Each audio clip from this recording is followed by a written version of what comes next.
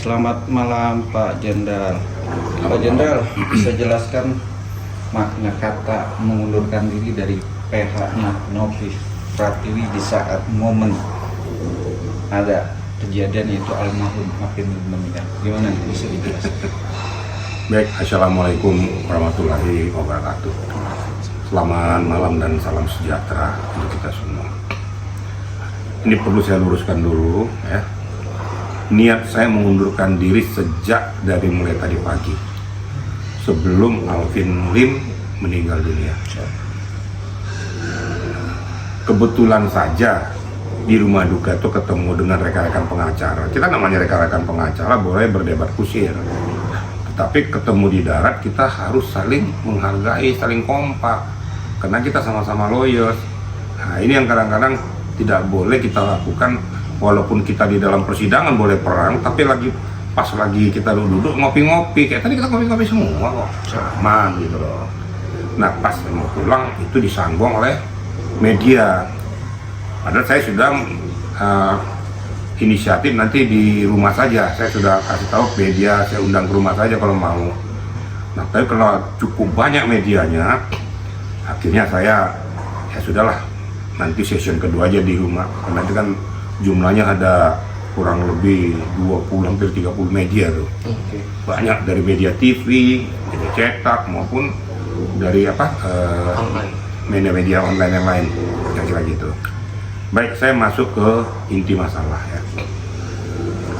Mungkin netizen bertanya-tanya ataupun mungkin berpikir ada apa ini jenderal yang mengundurkan diri. Dan saya sudah tahu pengunduran diri saya ini akan mendapatkan konsekuensi yang bermacam-macam. Ada yang suka, ada yang tidak suka.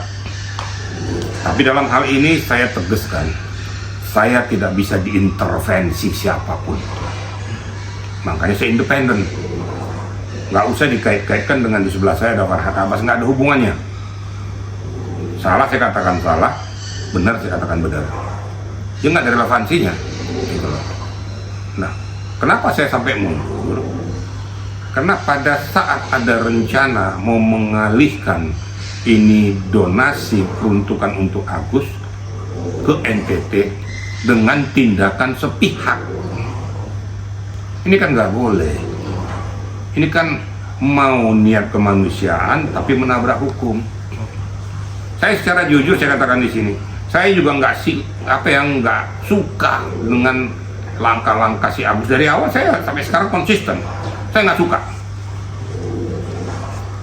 Dia cari-cari masalah ya supaya mendapatkan perhatian orang, tapi caranya nggak baik. Saya nggak suka. Dan jujur ngomong aja, kalau mau dialihkan ke NTT, saya juga lebih suka. Tetapi saya kan nggak boleh dong, gara-gara nilai kemanusiaan saya harus menabrak barikade hukum, karena semua itu diatur oleh hukum dan perundang-undangan. Ini yang saya harus jelaskan, saya berikan kepada netizen supaya mengerti kenapa saya mau mundur. Jadi jangan salah persepsi dengan saya gitu loh. Saya cuma punya harga diri, saya mengerti hukum, saya tahu hukum dan saya menjalankan hukum. Jadi saya nggak bisa nabrak-nabrak hukum itu gitu loh. Saya kan diketawain nanti sama penyidik-penyidik yang lain dong. Padahal saya mantan Karwasidik, saya tahu itu salah, saya tahu itu nggak boleh, tapi saya tetap di situ.